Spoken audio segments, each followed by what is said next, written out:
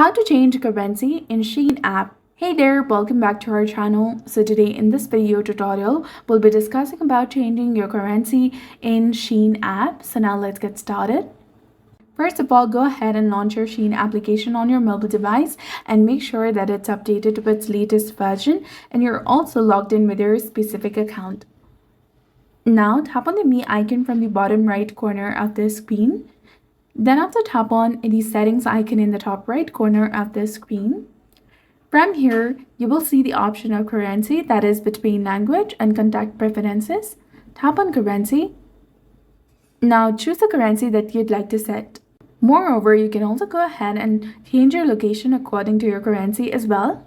So that's it for the video. I hope you found this video helpful. If you did, don't forget to like, comment, share, and subscribe to our channel for more amazing tips and tutorials.